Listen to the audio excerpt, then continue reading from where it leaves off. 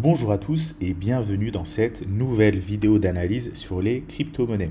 Tout d'abord, excusez-moi pour la qualité du son, il y a des travaux juste à côté de chez moi, donc je pense que ça s'entend un petit peu, vraiment navré par rapport à ça.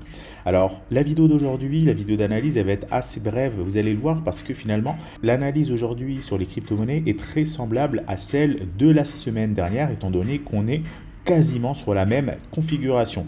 Souvenez-vous, la semaine dernière, je vous disais qu'on avait une peur, un doute qui s'installait sur l'ensemble du marché des crypto-monnaies et que c'était justement des bons moments pour accumuler. Parce que quand tout le monde a peur, eh bien techniquement parlant, c'est là où c'est le plus intéressant d'investir parce que tout le monde vend à perte et donc on est sur des bons niveaux d'achat. A contrario, lorsqu'on est sur des phases d'euphorie, il vaut mieux revendre. Donc aujourd'hui, cette analyse, elle va complètement dans ce sens-là et je vais vous montrer tout un tas d'actifs qui vont conforter cette analyse. Alors aujourd'hui, en tout cas depuis ce matin, on ne le ressent pas trop. Pourquoi? Parce que le Bitcoin, vous le voyez, il a quasiment retouché les 50 000 dollars. Aujourd'hui, il prend quasiment 5%. Donc finalement, on se dit que le doute et l'incertitude sont complètement partis et on est reparti sur une tendance haussière. Alors attention à ne pas précipiter les choses, bien qu'évidemment, on reste pour moi sur des bons niveaux d'achat. Alors tout d'abord sur l'unité de temps weekly. Sur l'unité de temps weekly, vous le voyez, je vous le disais la semaine dernière, on avait la moyenne mobile 50 qui servait de support. Eh bien, depuis 2 semaines, 3 semaines, on est toujours sur les mêmes niveaux, grosso modo entre 47 000 et 50 000 dollars. Donc on est sur des bons niveaux pour accumuler du Bitcoin. Évidemment, on peut toujours aller chercher la borne basse des bandes de Bollinger ici, vers les 42 000 dollars. C'est pour ça qu'il ne faut pas faire all-in, même si je pense qu'aujourd'hui, on reste encore une fois sur des très bons niveaux pour accumuler. Comme je vous le disais en fait en juin, juillet dernier, quand on était ici à 30 000 dollars, je vous l'ai répété plusieurs fois qu'on était sur des bons niveaux pour accumuler du Bitcoin. On a une tendance haussière, je pense aujourd'hui encore une fois qu'on est sur des bons niveaux pour accumuler du Bitcoin et que vous en achetiez à 47 000, 45 000 ou 42 000, finalement ça ne fera pas beaucoup de différence lorsque le Bitcoin repartira sur son bull market qui se fait clairement attendre.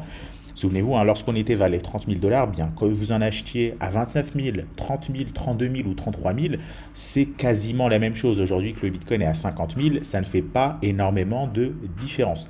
Donc voilà pour l'unité de temps weekly. Si on bascule sur l'unité de temps daily, pas grand-chose à dire. Finalement, on voit qu'on est en train de baisser sur le mois de novembre, sur le mois de décembre. Là, on semble consolider pour se retourner et on voit qu'on a une belle bougie haussière aujourd'hui. On va maintenant basculer sur d'autres actifs. On va commencer déjà avec l'Ether, l'Ethereum. Alors l'Ethereum, clairement, il a beaucoup moins corrigé que le Bitcoin. Vous le voyez, on avait un niveau de résistance ici. On est monté, on a fait le pullback dessus. Le niveau de résistance est devenu niveau de support et on est toujours sur des niveaux très intéressants pour l'Ether.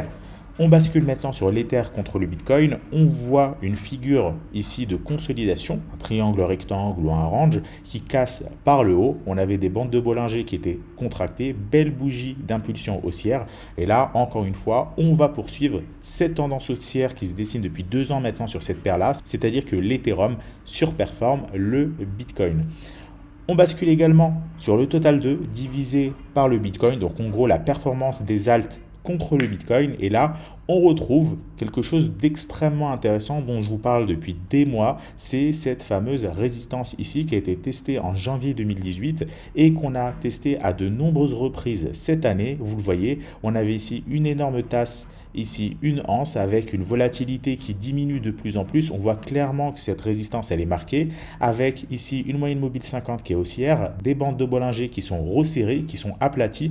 Donc là, a priori, c'est même quasiment certain qu'en 2022, on va enfin casser cette résistance qui va donner suite à un énorme bull market. Pourquoi? Parce que historiquement, je vous l'ai déjà répété à nombreuses reprises, encore une fois, on avait cette figure qui s'est dessinée et donc systématiquement, ça a entraîné un très très fort mouvement haussier. Alors ici, je suis en weekly, on peut retrouver ce même type de figure en daily, bien évidemment.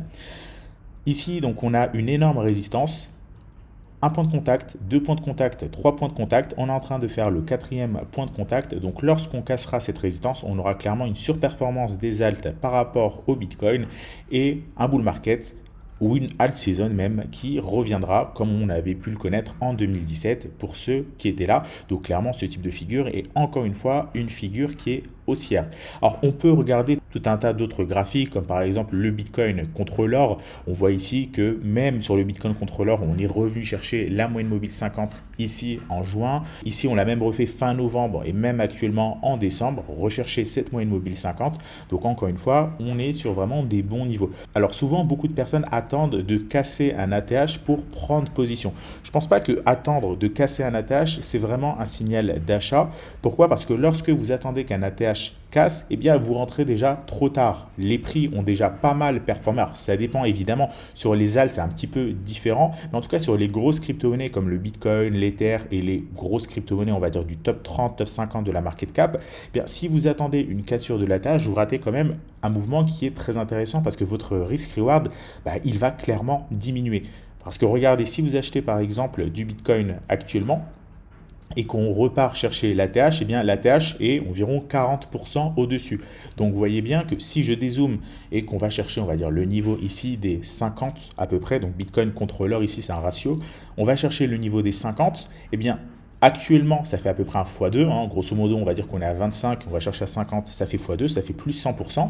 Mais si on attend ici la cassure de l'ATH, finalement, ça ne fait une hausse que de 33%. Et ça, c'est dans le cas où on va chercher ce niveau des 50. Et plus on va chercher des niveaux hauts, et plus ce coefficient multiplicatif, il va être élevé. Donc, attendre de casser un ATH, pourquoi pas? Et évidemment, parce qu'on augmente sa probabilité de réussite, mais on diminue quand même drastiquement les gains potentiels. Je vous prends par exemple ici l'Ether. Une personne qui aurait acheté de l'Ether ici sur un retracement, eh bien, lorsqu'on remonte, regardez, on fait beaucoup plus de gains et on peut sécuriser la position et actuellement, on est en gain. Alors que si on attend de casser cette ATH-là, cette résistance, vous voyez, un point de contact, deux points de contact et ici, on casse, finalement, ok, le prix monte un petit peu, mais là, il redescend et on est sur une perte latente et non pas un gain latent. Donc, malheureusement, attendre la cassure d'un ATH, parfois, ça peut être utile. Ça dépend pour conforter des signaux en intraday, mais sur une optique long terme, il ne faut pas hésiter parfois aussi à acheter quand tout le monde panique sur des phases de retracement parce que c'est souvent là où on peut gagner le plus. On peut également aller analyser d'autres indices, donc par exemple ici l'indice Altperp. L'indice Altperp, pareil, lui aussi, il a rebondi historiquement plusieurs fois sur la moyenne mobile 50. On le voit ici, à nouveau ici, sur la borne basse des bandes de Bollinger. Et encore une fois ici, les bandes de Bollinger sont aplaties. On rebondit sur la borne basse des bandes de Bollinger, sur la moyenne mobile 50. On voit que pour l'instant, ça tient. Donc, on est encore sur des configurations qui sont excellentes. Évidemment, c'est des configurations scolaires. Ce n'est pas un taux de réussite de 100%, mais ça reste toujours intéressant au niveau des gains. Si on reprend ce que je vous disais il y a quelques instants par rapport au niveau de résistance et des ATH, évidemment, si on attend ici la cassure de cette résistance-là et qu'on achète aux alentours du niveau des 7000, nos probabilités seront évidemment plus élevées, mais si on achète maintenant, évidemment, les gains seront plus élevés. Il faudra mettre un stop loss, le prix peut continuer à chuter. Toujours une question de probabilité. Plus on va avoir une probabilité élevée, moins les gains seront intéressants. Et plus on est prêt à prendre de risques, plus les gains potentiels seront intéressants. Et donc là, étant donné que Altperp est encore plus volatile, en tout cas à court terme était plus volatile que l'Ether, eh bien on voit que le ratio que je vous donnais tout à l'heure ici, il est encore plus représentatif qu'avant. Regardez, si on achète maintenant et qu'on va chercher par exemple le niveau des 8800, on fait un plus 100%. Si on achète à la cassure de l'ATH et qu'on attend un minimum de confirmation, on est seulement à une hausse de 28%. Donc vous voyez, le ratio est encore plus élevé que tout à l'heure avec l'Ether. Donc acheter sur une cassure d'ATH, pourquoi pas, pour renforcer une position. Mais là où on fait les gains les plus intéressants, c'est quand même acheter sur des niveaux de rebond. Parce que lorsqu'on rebondit, déjà ça nous permet d'avoir un risk-reward beaucoup plus intéressant. On met un stop loss juste en dessous du rebond. Typiquement ici, un stop loss logique serait juste en dessous de cette mèche-là, qui serait donc en dessous de la bande basse des bandes de Bollinger, en dessous de la moyenne mobile 50. Si on perd un petit peu. Alors que si on attend ici la cassure de l'ATH, eh bien le stop loss il va être éloigné, peut-être même au même niveau. Donc vous voyez que les gains potentiels évidemment sont beaucoup moins élevés. On va maintenant parler d'un dernier indice, c'est le Sheetperp. Donc le Sheetperp, ici, en weekly, pareil, on rebondit plusieurs fois sur la moyenne mobile 50. Donc, tout va bien. Finalement, la panique qu'on a vue ces dernières semaines, on voit clairement qu'elle n'a pas lieu d'être. C'est juste un petit retracement. On a quand même connu bien plus pire sur les cryptos. Si on bascule sur l'unité de temps daily, ici, pareil, on voit un setup qui est extrêmement intéressant. C'est un canal qui est haussier. Hop là, on va basculer plutôt sur l'unité de temps 3D pour que ce soit beaucoup plus clair à visualiser. Hop. on va agrandir tout ça. Vous voyez qu'on est sur un canal haussier maintenant depuis finalement 2 ans, toute l'année 2020, 2021. Tantôt on va chercher la borne basse du canal, parfois la borne haute, et on a ici la courbe jaune, c'est la courbe d'évolution moyenne. Et aujourd'hui, où est-ce qu'on en est sur cette unité de temps? Pareil, sur la borne basse des bandes de Bollinger, à proximité de la moyenne mobile 50 et surtout sur la borne basse de ce canal haussier qui pourra aller nous emmener sur des niveaux bien plus hauts. Alors évidemment, ce n'est pas une science exacte, on n'a jamais une probabilité de 100%. L'idée, c'est de toujours voir combien on est prêt à risquer par rapport à combien on est prêt à gagner. Évidemment, quelqu'un qui aurait investi ici, par exemple, sur cette tendance baissière, il aurait acheté moins cher que celui qui aurait acheté tout en haut, mais il achète quand même sur une tendance qui est baissière et sous une moyenne mobile 50, sur des bandes de Bollinger qui descendent, etc. etc. Alors qu'acheter sur les niveaux actuels, c'est déjà beaucoup plus intéressant parce qu'on est en train de consolider depuis des mois, on vient de repasser au-dessus de la moyenne mobile 50 et surtout, on est à proximité de la borne basse du canal. Donc, le risk-reward est beaucoup plus intéressant.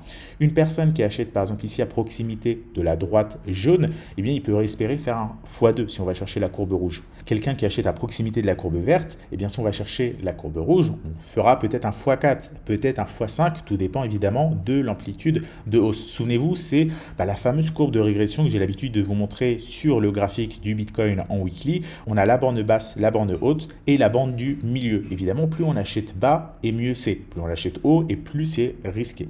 Donc voilà par rapport à cette vidéo d'analyse sur les crypto-monnaies. Et j'espère que vous avez appris des choses, qu'elle vous a plu. Pour conclure, j'aimerais vous parler très rapidement de ce qu'on envisage de faire pour l'année 2022 du côté du trading du coin. Pas mal de projets sont actuellement en cours. Je prévois de vous en parler très prochainement, comme j'ai l'habitude de le faire chaque année, pour vous présenter nos gros chantiers pour l'année 2022. Et vous allez voir, il y a pas mal de grosses surprises, des choses vraiment, vraiment intéressantes. En tout cas, par rapport à ce qui a été fait sur cette année 2021 et plus particulièrement sur cette fin d'année, vous le savez, on a mis à jour notre application CryptoTrader.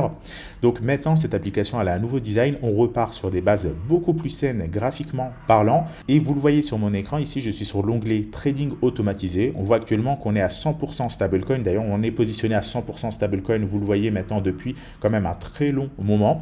Mais par rapport à la hausse qu'on a eue aujourd'hui sur le Bitcoin et sur les principales crypto-monnaies, eh bien, il n'est pas impossible qu'on repasse très rapidement en crypto-monnaie ces prochains jours, probablement durant les vacances de Noël. Donc, si vous ne voulez pas vous prendre la tête et que vous voulez nous rejoindre pour qu'on investisse à votre place vos stablecoins en crypto, acheter et revendre comme il faut, eh bien, rejoignez notre solution de trading automatisé. Vous trouverez toutes les informations et le lien en description. Comme vous le voyez actuellement, on est à 100% en USD, peut-être que la semaine prochaine, la semaine d'après, on verra, on rebasculera soit en Bitcoin, soit en Ether, etc., etc. Également, vous le voyez ici, il y a un onglet imposition pour déclarer vos comptes et calcul de la plus-value. Donc ça, c'est un onglet, c'est une fonctionnalité, un produit qu'on vous proposait déjà l'année dernière pour déclarer vos comptes et calculer votre plus-value de manière totalement automatisé. On va vous le reproposer courant 2022, probablement sur le mois de janvier ou février. Donc pour ceux qui souhaitent déclarer leur compte sans avoir à se prendre la tête à remplir tous les formulaires, eh bien notre logiciel va remplir tout ça pour vous automatiquement. Pareil pour le calcul de la plus-value. Donc c'est quelque chose qu'on vous reproposera très probablement ces prochaines semaines, une fois que la mise à jour évidemment sera terminée, car il y a des petites mises à jour qui ont été faites, notamment des plateformes qui ont été ajoutées. Mais je vais justement vous présenter tout ça au début de l'année 2022. Alors, il y a évidemment d'autres choses sur lesquelles on travaille. Pour l'instant, je ne vous en ai pas encore parlé. Vous pouvez, si vous voulez, aller consulter notre roadmap qui se trouve sur notre documentation. Le lien, pareil, il est dans la description. Mais je vous présenterai tout ça un petit peu plus en détail l'année prochaine. En tout cas, sachez qu'il y a beaucoup de choses sur lesquelles on travaille pour l'année 2022 et qui vont sans aucun doute absolument vous plaire. Voilà pour cette vidéo d'analyse. Comme d'habitude, n'oubliez pas de laisser un like sur la vidéo pour me faire savoir qu'elle vous a plu. Si vous avez des questions, des remarques à faire, n'hésitez pas à les poser dans l'espace commentaire. Également à donner votre avis sur le cours que pourra avoir les crypto-monnaies sur l'année 2022. Quelles sont les crypto-monnaies qui vous plaisent le plus, sur lesquelles vous êtes les plus haussiers, les plus baissiers et pourquoi pas une estimation même du prix du Bitcoin d'ici un an à horizon fin 2022. Donc voilà pour cette vidéo d'analyse. Je vous souhaite à tous une excellente fin d'année, de joyeuses fêtes et on se retrouve la semaine prochaine pour une nouvelle vidéo d'analyse sur les crypto-monnaies. Très bonne soirée à tous et à bientôt.